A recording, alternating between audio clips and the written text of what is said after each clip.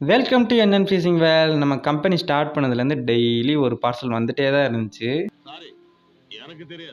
ஆனால் இன்னைக்கு ஒரு பார்சல் இல்லை, 2 பார்சல் இல்லை, மொத்தமாக 5 பார்சல் வந்திருக்கு. எப்படி டேமேஜ் ஆகாமல் வந்திருக்குன்னு தானே உங்களுக்குள்ள ஒரு டவுட்டு. பாக்ஸ் எல்லாம் எந்த ஒரு டேமேஜும் இல்லாமல் இருக்குது. அப்புறம் ஏன் வந்துட்டு டெலிவரி பசங்க வந்துட்டு பாக்ஸ் தனியாக ப்ராடக்ட் தனியாக கொடுக்குறாங்கன்னு சொல்லிட்டு ஒரு வீடியோவில் சொன்னேன்னு பார்க்குறீங்களா?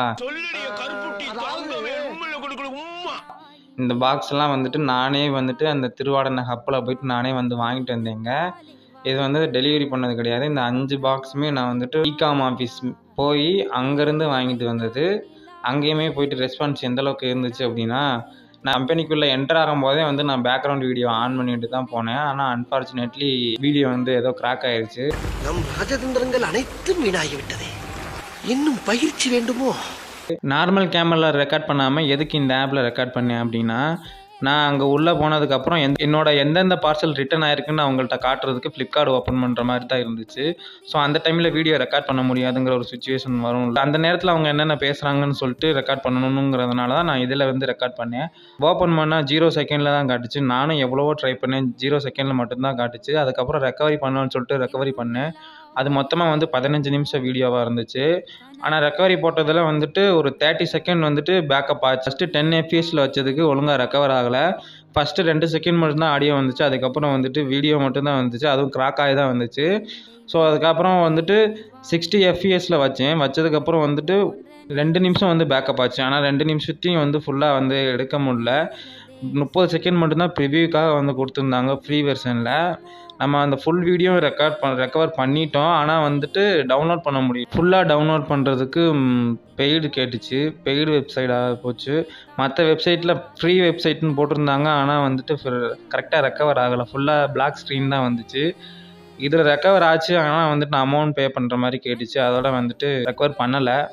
இங்க படுத்துற நிமிஷம் என்னால தாங்க முடியலையே. தலை வலிக்குதுடா, தலை வலிக்குதே. அங்கே என்ன அப்படி பேசியிருந்தாங்க அப்படின்னா, நான் உள்ளே என்ட்ரு ஆகிட்டு இந்த மாதிரி நான் என்னோடய பார்சல் எனக்கு வேணும்னா அப்படின்னு சொல்லி கேட்டப்போ, எந்த ஊர் என்ன டீட்டெயில்ஸ் கேட்டதுக்கு டீட்டெயில்ஸ்லாம் சொன்னேன். சொன்னப்போ வந்துட்டு, ஆமாம் உங்ககிட்ட தான் நான் இன்னைக்கு கொடுக்கலான்னு எடுத்து வச்சுக்கிட்டு இருக்கேன், அவங்க பேர் இப்போ தான் பார்த்தேன் அப்படின்னு சொல்லிட்டு ஃபஸ்ட்டு அவர் சொன்னார். பெரிய பார்சல்னு சொல்லியும் எல்லா பார்சலையும் தேடினாங்க. தேடியும் வந்துட்டு கிடைக்கல. என்ன ரீசன் பார்த்தா, 2 நாளைக்கு முன்னாடியே பார்சல் வந்து அவங்க ஹப்புக்கு ரிசீவ் ஆயிடுச்சு.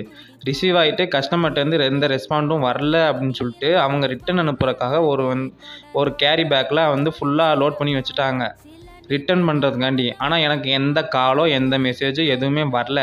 நான் ஃப்ளிப்கார்ட்டில் பார்த்தா 2 நாளாக ஹப்பில் தான் இருக்குது அப்படிங்கிற மாதிரி காட்டிகிட்டே இருந்துச்சு. 4 பார்சலும் வந்திருக்கு அப்படிங்கிறனால தான் சரி மொத்தமாக போய் வாங்கிட்டு வந்துடலாம், இல்லைன்னா 4மே ரிட்டன் போய்டுங்கிற ஒரு பயத்தில் தான் நான் அங்கே போனேன்.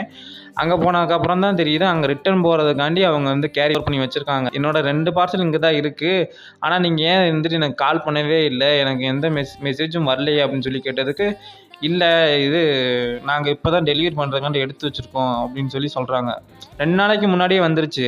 வந்ததை வந்துட்டு ரிட்டன் போடுறதுக்காண்டி எடுத்து வச்சுருக்காங்க. ஆனால் என்கிட்ட சொன்னது என்னென்னா, இன்றைக்கி தான் நாங்கள் டெலிவரி பண்ண போகிறோம் அப்படிங்கிற மாதிரி சொன்னாங்க. அது எதுக்கு சரியாக ரெஸ்பான்ஸ் பண்ண மாட்டீங்கன்னு கேட்டதுக்கு, இல்லையே கரெக்டாக தான் ரெஸ்பான்ஸ் பண்ணிகிட்ருக்கோம் அப்படிங்கிற மாதிரி சொன்னாங்க. என்னோடய 4 பார்சல் போன வாரம் வந்துட்டு ஃபுல்லாகவே நீங்கள் ஃபோனும் பண்ணலை, ரிட்டனும் என்கிட்ட சொல்லாமல் போட்டு விட்டீங்க அப்படின்னு கேட்டதுக்கு, இல்லையே அப்படின்லாம் நடந்திருக்காதே, ஃபோன் பண்ணியிருப்பாங்களே. ஃபோன்லாம் பண்ணலன்னா மெசேஜ் தான் வந்துச்சு, நாளைக்கு டெலிவரி பண்ணுறோன்னு சொல்லிட்டு டெக்ஸ்ட் மெசேஜ் தான் வந்துச்சு.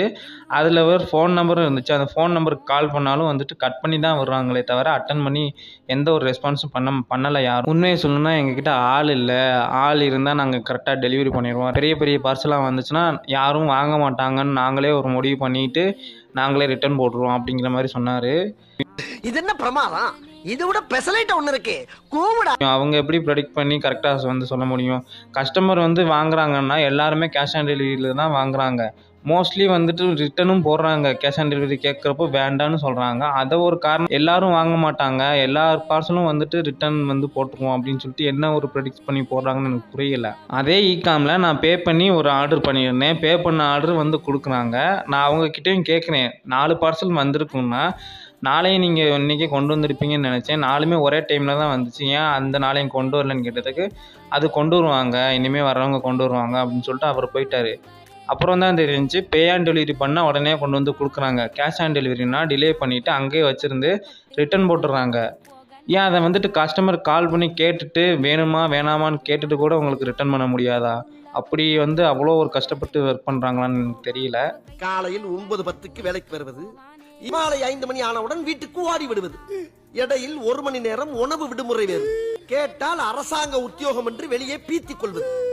அல்லக்கை முண்டமே, ஒழுங்காய் வேலை பார்ப்பவர்கள் கூட உன்னை பார்த்து கெட்டு விடுவார்களாம். இந்த மாதிரி ஒரு சுச்சுவேஷனில் நீங்கள் இருந்தீங்கன்னா நீங்கள் என்ன பண்ணுவீங்கன்னு எனக்கு மறக்காமல் கமெண்ட்டில் சொல்லிட்டு போங்க.